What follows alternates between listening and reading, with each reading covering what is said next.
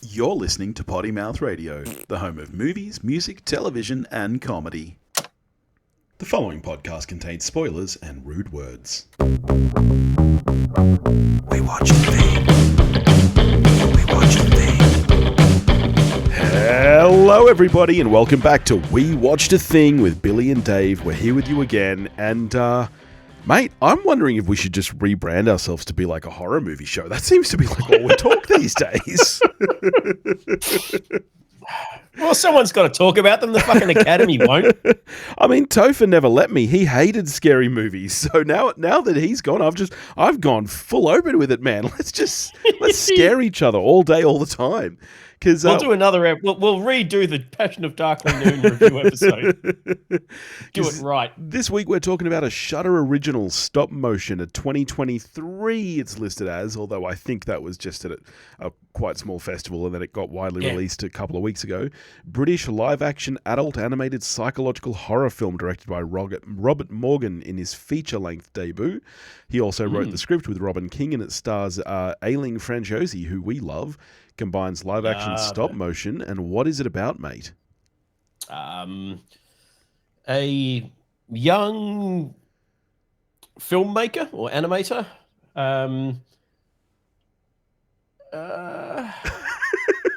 He's struggling a bit. Struggles to make her own film, her own feature or debut film, finally out from under the shadow of her overbearing mother. Yep.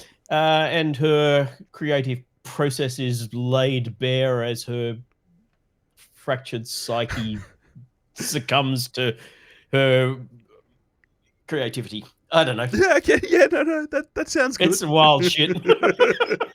So I know that you, in particular, were very, very keen on this film. And we love Ailing Franciosi, and it looks kind of cool. And I think you watched this one before we decided to actually do it on the show, and you were like, oh, we should definitely do this. So I'm guessing that means that you liked it. So why don't you hit us away with your thoughts on this film? I mean, he's obviously a big David Lynch fan. Yeah. This thing is steeped in kind of Lynch influence. From the opening frame, which recalls a razor head, all the way through, everything about this film screams that I love David Lynch, and he's influenced every facet of me as a filmmaker. I think it's wonderfully original. I love the look of it. Ailing Franciosi is brilliant as always. I loved this. Yeah, okay. I thought it was it's not for everyone. Yeah. I would not only would I not recommend this to say Paul Brazula, but I would actively recommend he doesn't see it. Yeah. But I think if you like sort of more esoteric genre fare, this is some quality stuff and really good for a debut feature. Yeah. I thought. I'm a little more mixed, I gotta say. There's parts of this film that I really, really, really, really like. I mean, you mentioned Ailing Franciosi. We love her. I think she's great. I got to be honest, though. I think as far as the cast goes, that's kind of where the good acting ends. I think a lot of the other performances... No one else is in it that much, really. Not a lot, but I think that the other performances are a little weak. Here's my thing. So Robert Morgan is a fantastic animator. He is... And he's got a very particular style where everything looks kind of wet. Like, I don't know how else to describe it. And you sort of, I mean, leaving aside the fact that by about halfway through, almost everything's made of meat. He is not a traditional sort of Western animator. This is much more like Jan Svankmajer or someone like that. And he's European. He's quite well known, at least among. I mean, you know, I studied animation, so I'm big into animation. I'm on a lot of the animator, subreddits and stuff. And at least there, because he's made quite a few horror short films that are fully animated. I saw that in IMDb. Yeah, and so they kind of get shared around every now and then, like, oh, look how cool this is. I would love for him to make a feature-length, fully animated horror film. And I think that this was... I think this is a bit of a compromise. Like, firstly, Like a proof of concept. Firstly, it's a directorial debut. So I think he was trying to not bite off more than he could chew. I think, let's face it, stop motion animation takes a very long time. And to dive straight into a feature length is tough. You might be able to correct me on this, obviously being more in sync with that sub-industry. I would assume, unless you're fucking Aardman, a lot of these are kind of one-man band almost operations. I mean, yes, or certainly. Am I just taking that from this film? Certainly at the indie level, yeah, and especially these days with technology. My memory is that when, for example, you look at South Park, for example, which is now no longer actually stop motion animated. Sure. It's all done on computers to look like it is. But the pilot at least was stop motion, as was the little short film that they did. And I know that when they did that short film, they actually hired a space that was like specially made for stop motion. These days, it's much more like what you see, in the production sides of this film, where anyone can get a DSLR diorama and set up your camera. Yep, there's great software. I mean, there's good free software. There's great paid software that isn't even that expensive. From memory, Dragon Image is like a really, really good one that I've used in the past. And so it's so much more accessible now. So yeah, I think there are a lot more one-man bands going about it these days. So yeah, for him to, I think that this film is a little bit of a compromise in that sense. I think and I don't actually think that it blends all that well. I love the animated segments. I wish that there were more of them and that was this film. And I understand why it's not, but it left me feeling a little bit lackluster during the live action elements. And, you said earlier that you wouldn't recommend this to Paul Prezula, for example, who is a big horror head. I'm guessing that that's because, like me, you actually didn't find this film scary. I don't think I don't think it's intended to be scary. It's more about a psychological horror, descent. Yeah, for sure. And there's certainly creepy. I mean, once the Ashman, for example, comes into the animated and starts bleeding into reality, I think there's definitely some creepy, nightmarish stuff. Yeah, but I don't think it's setting out to be scary in a horror movie sense. It's more unsettling. I think that's a little bit where my problem with this film is. I feel like it doesn't go quite hard enough either way. Like I would have liked it to just fully lean into the psychological aspect of it and be a real trip. And there are parts of this movie where it's pretty trippy, but literally.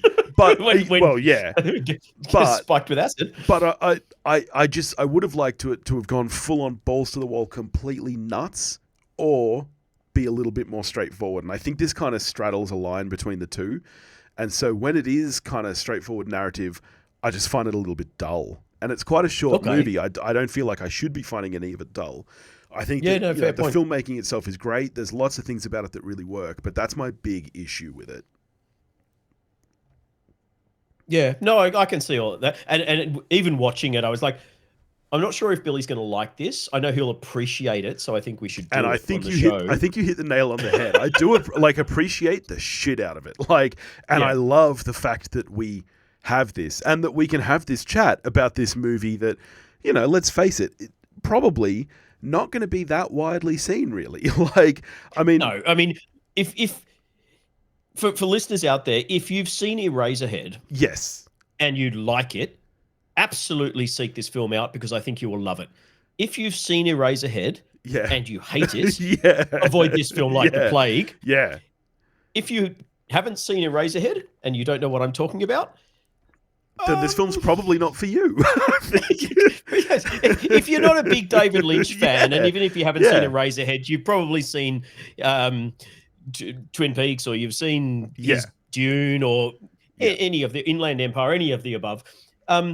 If you kind of get his shtick, this will speak to you. If you watch his films like his Dune, for example, and go, this is fucking weird. Give me the Denis Villeneuve straightforward sci-fi. Then this is not going to be in your wheelhouse, and you're probably going to find it too slow paced. You're not going to understand a lot of the bits, and you'll dislike the fact that you don't understand them, rather than I watch things like this and I don't understand bits, and I And- like the fact that I don't understand bits. Same, yeah. I would say that even if you're a fan of some of Robert Eggers' work, for example, if you like The Lighthouse, I think you'll be more akin to like something like this. Yeah, you need to kind of appreciate a bit of surrealism and That's the right. fact that not everything is going to make sense. Some things are just there for art's sake, Yep. and you're not meant to necessarily get them. So like the opening frame, for example, where we've sort of got this surreal looking egg floating in space. Yeah. Which straight away I was like, oh, I'm into this, because the opening of Razorhead is a kind of a grey world floating in space, and it's obviously a nod to that, as well as maybe being the egg of her original voice awakening within her, because we then cut to a really cool, almost semi-stop motion close up of her face in a nightclub with colored strobes. And initially I thought it was just strobes, but when I watched it the second time, it's like, no. I think that these was are stop multiple motion. Yeah, I mean, there are multiple shots here. It was either produced as full stop motion, or at the very least, it was perhaps done as like a time lapse where it takes one shot every 30 frames or something. It was. There was certainly her expressions change. Yes. Micro expressions, her eyes move, and her different moods. Yeah. But going through them like that, which fuck, it was just so good. Yeah. Yeah. I mean, what did you? No, you go. I was just going to say, here's what I would say about it, and I've said this about films in the past, particularly debut films. As much as, like I said, I appreciated this film. As much as I didn't love it, I would be extremely keen to see what Robert Morgan puts out next in the feature-length world. Gotcha. Because I think this shows so many skills and so much promise. And like I said, the things that don't work for me are the things that feel like they were done as a compromise from a first-time director. Sure. So I am extremely keen to see what he does next. Because don't get me wrong, I didn't hate this film at all. I really liked it. I totally understand. And I love that it exists. To be honest, another big problem I have with the film, I think, is, look, it's really hard. I don't want to the fact that this film has been distributed at all is fantastic, and I love it. But being on Shudder, and like we said at the start, marketed as a Shudder original, I think that draws the kind of crowd who might not necessarily love this film, because this is not an easy not fit a horror with most of the offerings on Shudder, and I love Shudder. Same. But I mean, I feel like this would have a better Shudder's place. Shudder's not Tubi, but it's also not the A24 channel. Exactly. I feel like this absolutely A24 would fit. Even Amazon Prime original, I think it would have a better shot at reaching a larger audience. But yeah. I mean, I guess he put it where he could get it. Yeah. What did you think of the ending?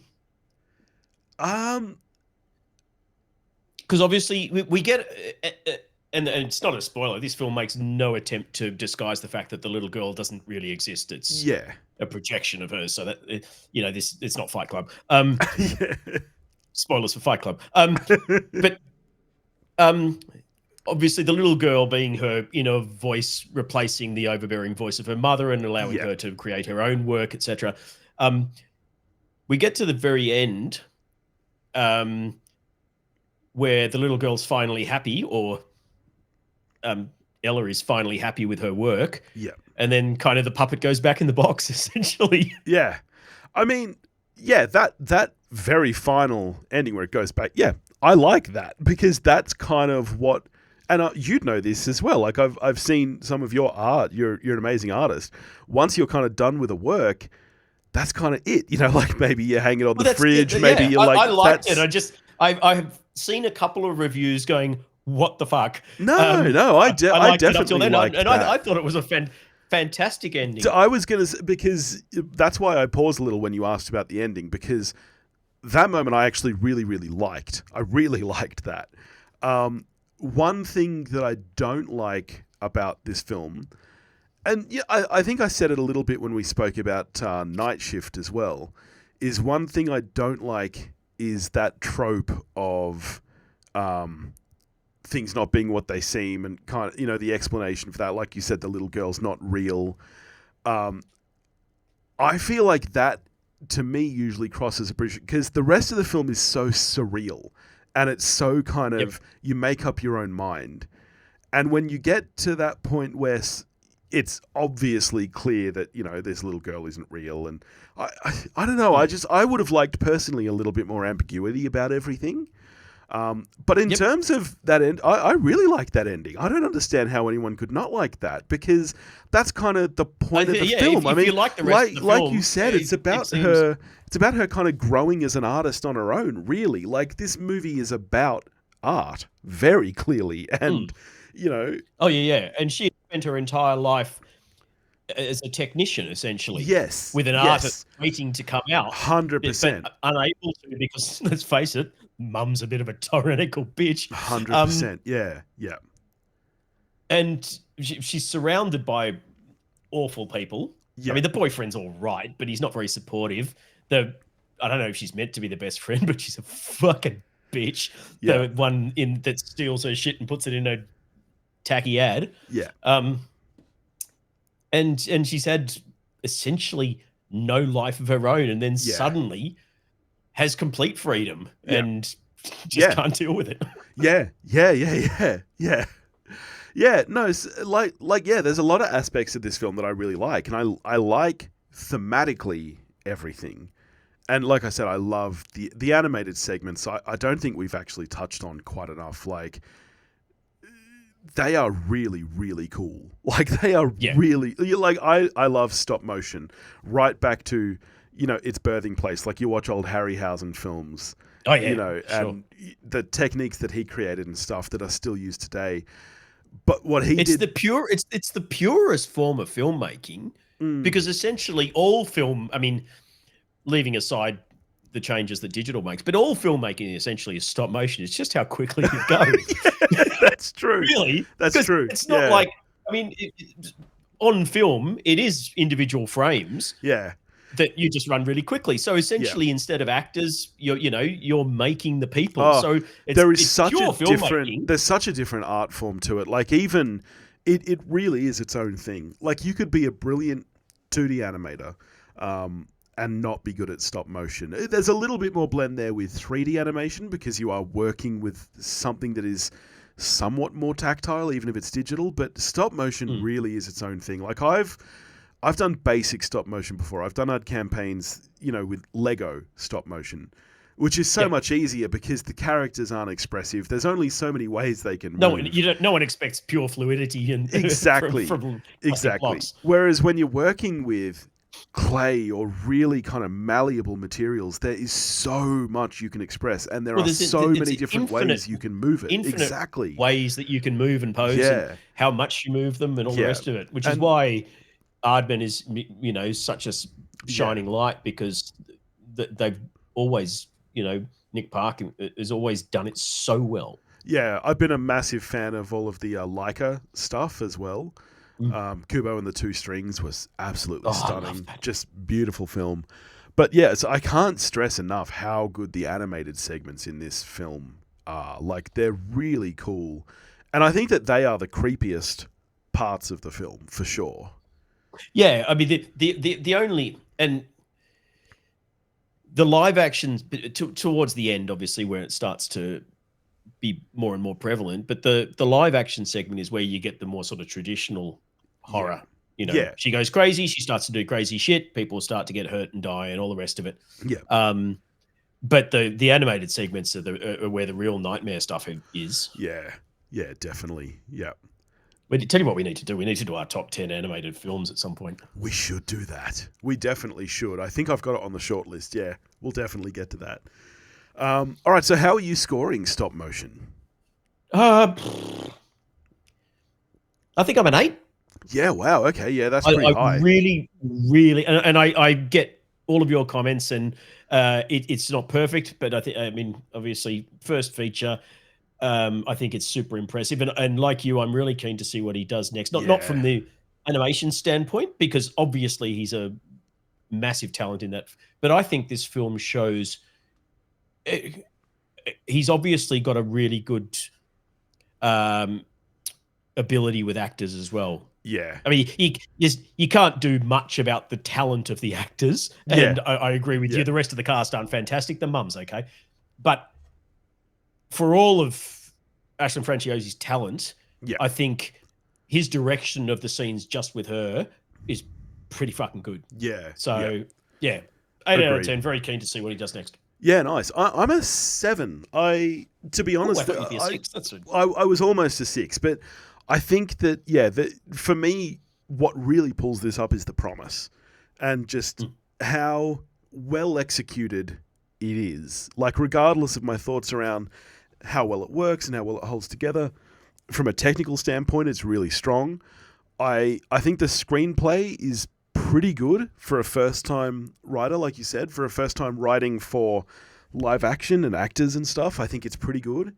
So yeah, I can't wait to see where he goes next and whether he dives more into just full-on live action or if he continues to toy with the mix like this.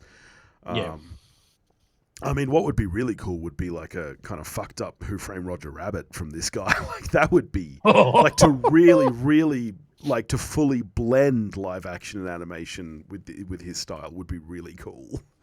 Yeah. But yeah. Yeah. Well, there you go. All right. Well, speaking of top 10s next week. If you, listeners, if it sounds like something that you want to give a go to, let us know what you think. I would love to know what other people think of this. 100%. Yeah, I'd be very curious. Well, next week we are getting to our top character actors. Yes. Which is going to be fun. I struggled quite a bit with that list. Tell me about it. Are we doing 5 or are we doing 10? I've got 10. we didn't clarify. You'd think after the last bloody count list one, we would have actually clarified this. Let's do 10. We can do 10. All right. Oh, yeah. It's not like it's a small pool to draw from. So that's next week. In the meantime, go check out the rest of the Potty Mouth Network. Hunt for the Perfect Album, where Dave and I chat music. The one where we watched, where Noosk and I are rewatching Friends, going through all of that show. And also, big announcement, which is brand new news to Dave's ears too. We're expanding, mate. Joining the Potty Mouth Network is Movie Reviews in 20 Qs. Sam Hurley's Oh, you heard show. from him. I have. So they will be jumping aboard the Potty Mouth Network in the next couple of weeks. So definitely go check them out as well. I mean, that should get us some listeners. People like him. Which I would have told you to go check out Sam anyway. Movie Reviews in 20 Qs is great, but now they are officially a part of the Potty Mouth family. So welcome to Sam. All right. Yay! That's it from us. If you want to get in touch with us, you can do that at pottymouthradio.com. All of our social links are there, pottymouthradio@gmail.com. And that's it. You can support us at patreon.com/pottymouthradio. Yeah, get some extra stuff. Yes, and we'll catch you next week. See ya.